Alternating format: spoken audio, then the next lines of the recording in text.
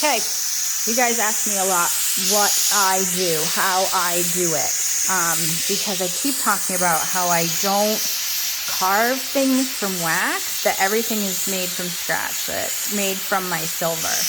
So this right here is an example. What I did, see this shit show? Oh, this shit show. This is failed experiments. This is just to see what I can do. Sometimes I just spend time making little tiny silver balls. So, and then I have a little container up there where I put some of my silver scraps too. So I melt them in a tiny crucible that's up there. Can you see the wooden handle? I'm trying to do two things at once and I shouldn't do this. So I melt them in there and make a little ingot. This one's kind of a mess, which is fine because all I'm going to do is, this is called annealing. When you warm your metal up to a certain temperature, and it helps relax your metal molecules. So I'm going to leave it. Did you see how it was a little bit red? Normally I do this. Let's see if I can shut my torch off. One-handed. Whoa, I did it. Oh, God. I deserve a snack for that.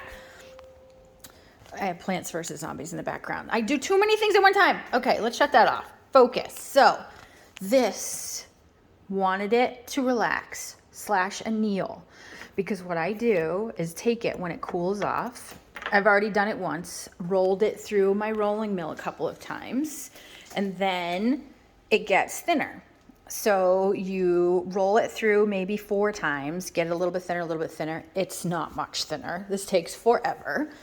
Then you bring it back over here and you heat it up / anneal it so that your metal molecules, the silver molecules, relax themselves and they're not so bunched up and make your metal hard. Because if you keep trying to put this through your rolling mill and it's not annealed and it's hard, you're gonna crack it, you ruin it, it's junk. And then if you make jewelry from it, which a lot of jewelry artists hopefully know, it will make your piece not strong. So it's very important to anneal.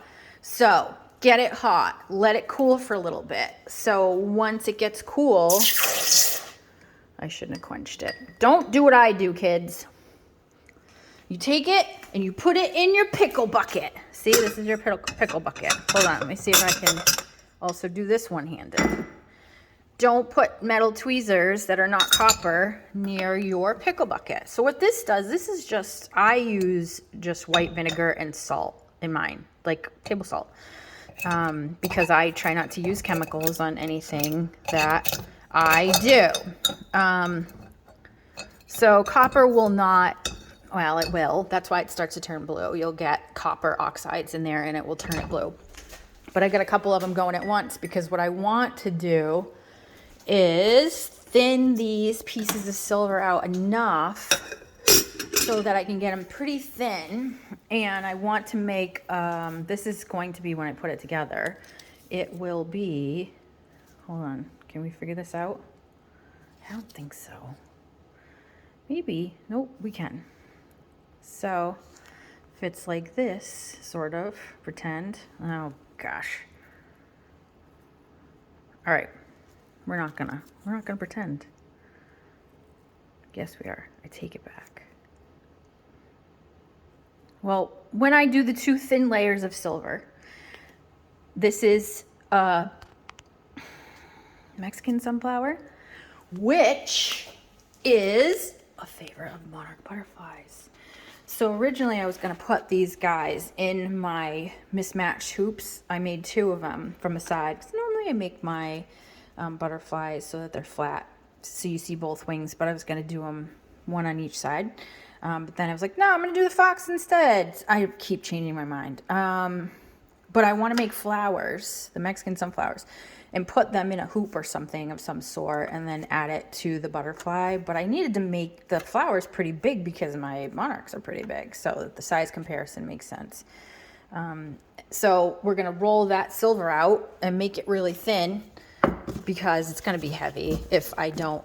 Otherwise, it's going to be a two-layered flower. I need to make it thin enough so that it doesn't weigh your ears down. But so this is a little ingot of silver that I melted down. So it's not very thick, but it's going to take me an hour, probably, no fibbing, at least an hour.